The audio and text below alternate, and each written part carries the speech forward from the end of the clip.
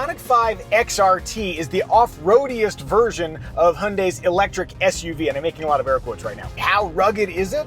Here's how much the IONIQ 5 costs.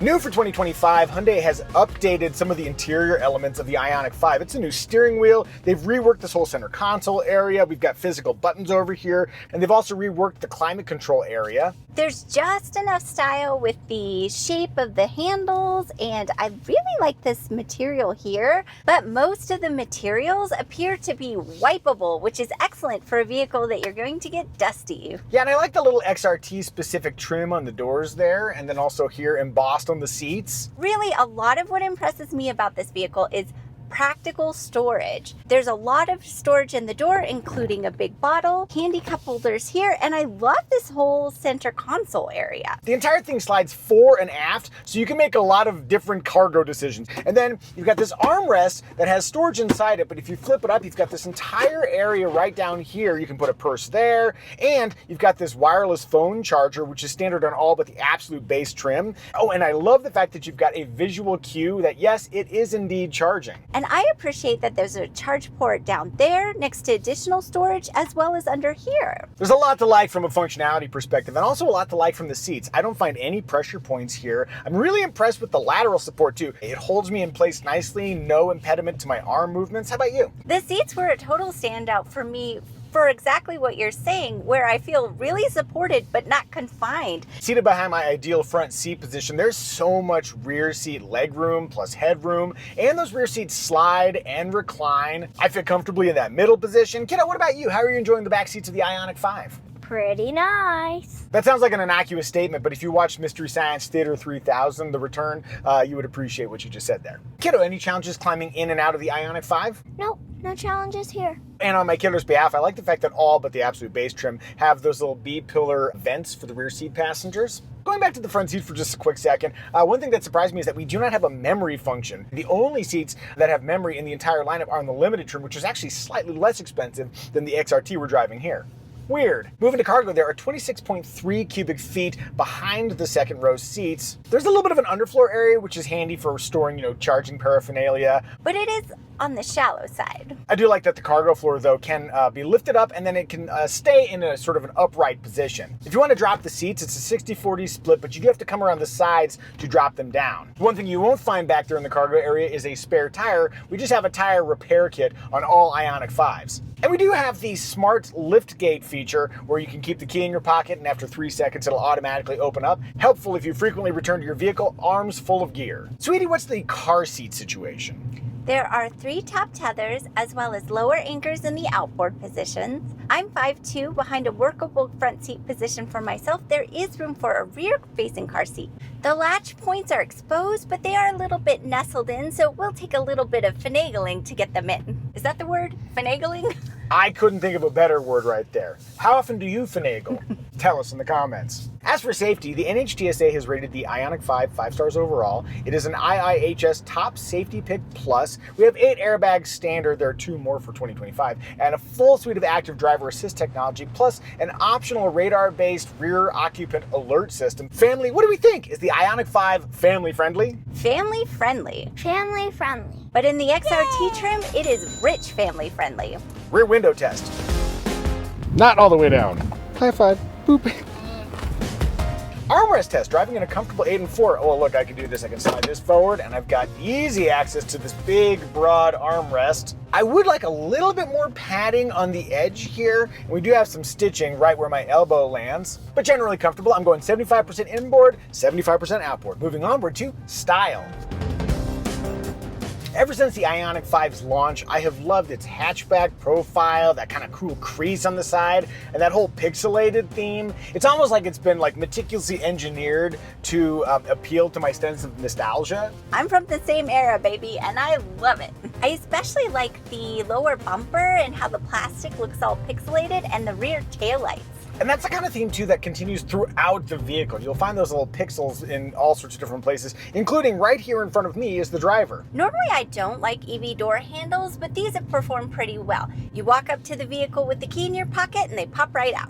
The XRT we're driving has a few visual differentiators on the outside. The big one is a 0.9-inch lift, so it sits up a little bit higher. And then in here, we've got those all-terrain tires mounted on XRT-specific matte black 18-inch wheels. I also like, if you look close, this body cladding here has this digital camo effect. And it's kind of subtle from a distance, but up close, it's like, oh, that's a fun little touch. And then on the rear and the front, we have distinct fascias specific just for the XRT. And right here, orange tow hooks. I'm a big fan of orange style, so that really works for me. As you might tell, because I also have orange lenses, these are the mirrored rose lenses in my Flying Eyes Kestrel Aviators. I really like them a lot. If you'd like to support our channel and you appreciate aviation grade eyewear made for pilots, but they certainly work for drivers and motorcyclists just like you, click the link in the description below to learn more about what's so special about them. We really like the look of the Hyundai IONIQ 5, and honestly, I was a little bit skeptical about the XRT trim until I saw it in person, and the more time I spent with it, I'm like, yeah, I kind of dig it. Well, what do you guys think? Do you like the XRT version of the IONIQ 5 or no? Tell us in the comments, and also thank you guys for watching this video. Let's move on to In Motion. As mentioned, the XRT is the off-roadiest of IONIQ 5, so my first question was, does having an off-road suspension and all-terrain tires like remove some of the excellence that you find driving the IONIQ 5? And the answer is no. It's certainly not from a ride quality perspective. I mean, I'd love to do a back-to-back. If anything, I would say this is probably more plush, but I don't find the ride quality to be degraded at all, even though we've got off-road abilities. What I do find degraded is ultimate road holding. As we get onto the windy mountain roads up here and you start pushing it just a little bit, you can feel that there's not as much traction as you would have in another version of the IONIQ 5. Nonetheless, it still corners pretty darn well. Also confident is the acceleration. Whoa! Isn't that fun? Yeah! What do you think, kiddo? Have you turned feral? Huh? Well, see, that's funny. We've got dual motor all-wheel drive, and I'm flooring it right there. Whee! And it's just so dang punchy off the line, and there's really no drama, too. You just kind of go. Oh, I did think of one thing that maybe is a little bit worse with the AT tires, going back to that. It is maybe a little bit louder here. You can kind of hear the tires more than you might in another version of the IONIQ 5, but again, not offensive. You can control regenerative braking intensity with these paddles, and the first thing I love about them is that they're textured in a very satisfying way. You just kind of want to keep, fidgeting with them. You can have no regen and you just kind of coast, which is oftentimes the most efficient way to drive. We're gonna go through all the way to I pedal, which is a one pedal drive mode. I'm gonna come off the accelerator and see if I can come to a complete smooth stop using the one pedal drive mode. Foot's not on any pedals. Is it smooth, everybody? Very smooth. That was really good. Now, let's get rid of all of that regen, and then the next time I stop, it's just gonna be pure Micah on pedal action. That sounded weird. The brake pedal doesn't feel like completely natural if you're used to a non-EV car, but let's see if I can go smooth.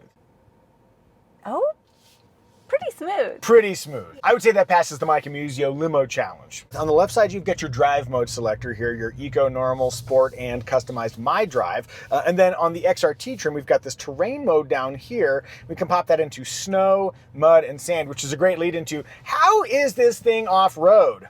Returning to this video's original premise, how rugged is the IONIQ 5 XRT? We do have a 0.9-inch higher suspension, and it is tuned for off-road purposes. However, we still only have 7 inches of ground clearance. I'm gonna put us into one of the terrain modes over here on the steering wheel. We've got snow, mud, and sand. I'm gonna do sand. We have an all-wheel drive system, but these big moments where one tire is light and one tire has great grip are really challenging. Let's see what happens. Also, we have better approach and departure angles, so hopefully we don't set down or anything. Okay, so far this seems to be going pretty well. Oh wait, there we go, there we go. Here's our slip.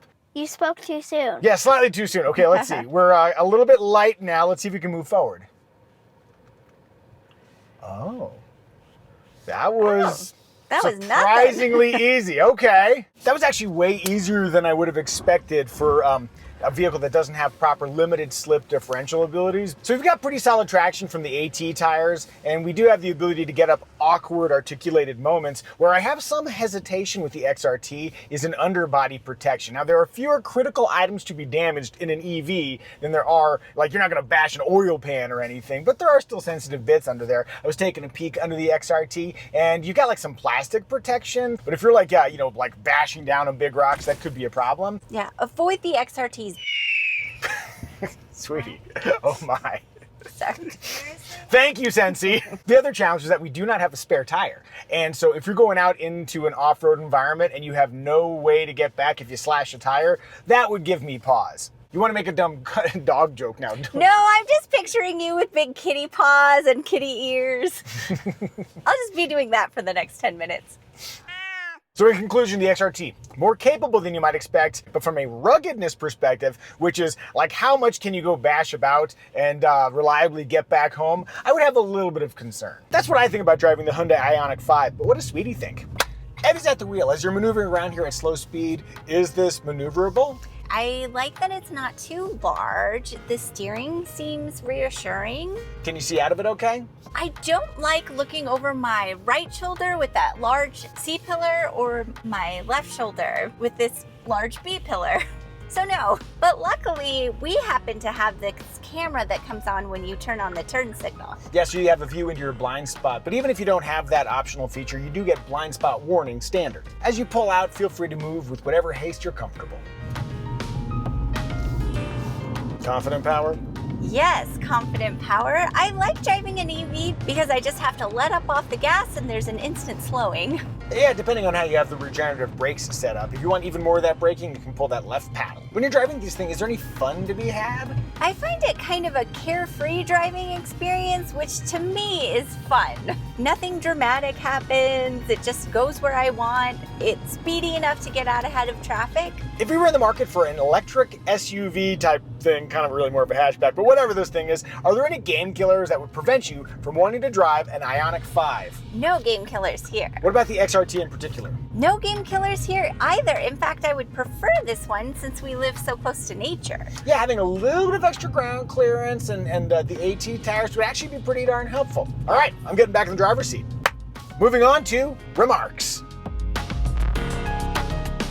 Infotainment, we've got standard dual 12.3-inch screens. Apple CarPlay and Android Auto wireless smartphone connectivity also comes standard, as do 5 USB-C ports. I like using this infotainment system. The icons are large, easy to see.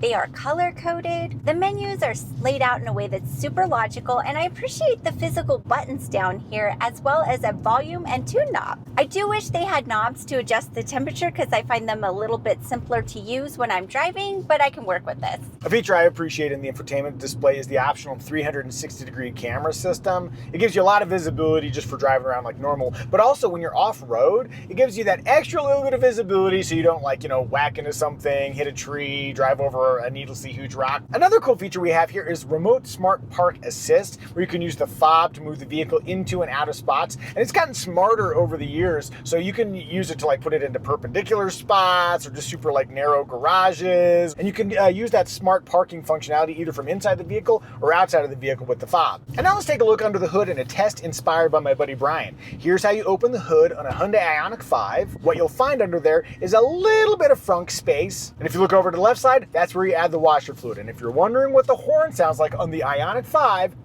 all right, let's talk engine choices. For 2025, Hyundai has increased the battery capacity for the IONIQ 5. They've also switched to a NACS port, which means you can now charge your IONIQ 5 at Tesla supercharging stations. Using a powerful enough CCS charger, you can go from a 10 to 80% state of charge in about 20 minutes. If you use that supercharging network from Tesla, then it takes about 40 minutes. And look, here's the NACS to CCS adapter Hyundai gives you. There are 2 rear-wheel drive versions, a 63 kilowatt-hour battery and then an 84 kilowatt-hour battery. All all-wheel drive versions feature that 84 kilowatt-hour battery. There's also the IONIQ 5N, which we reviewed previously. Man, that thing hauls. Sweetie, please share our trim recommendation. I shall. Our trim recommendation is which trim will give you the essential IONIQ 5 features you'd regret not getting, but at the lowest possible price. The base SE trim includes an 8-way power driver's seat, heated front seats, automatic climate control, and smart key access, but we'd skip the SE standard range and spend an extra $4,000 for the longer range version. That gets you an extra 73 miles of range for a total of 318 miles. As for competitors, we got names like the Kia EV6, Tesla Model Y, Ford Mustang Mach-E, and Chevrolet Blazer EV. Did we miss any remarks? If so, tell us in the comment section. And now it's our daughter's time to shine. Child, can you tell us what is your favorite feature in the Hyundai IONIQ 5 XRT? The sounds of nature. Wow, said triumphantly. Would you play one of the sounds of nature? Let's experience the universe. See, I knew that's exactly what the universe sounds like. Okay, that's good, but let's try moments of meditation. No, I think I just made a revelation. And that's pretty good, but let's hear what a rainy day sounds like. I like rainy day. Next on a very special Hyundai IONIQ 5 review. I hope this isn't making you have to pee. And enough of that. Family, I think we've done a good job reviewing the Hyundai IONIQ 5 XRT. May I have a 5 and a 5, and you come get your high five. Blammo! And now please enjoy our AI-generated synopsis song, weirdly titled Love It, Yes, We Please. Huh? It rolls like a dream on the highway wide. But when the trail gets rough, it hides. Love it for the ride, the charm it brings.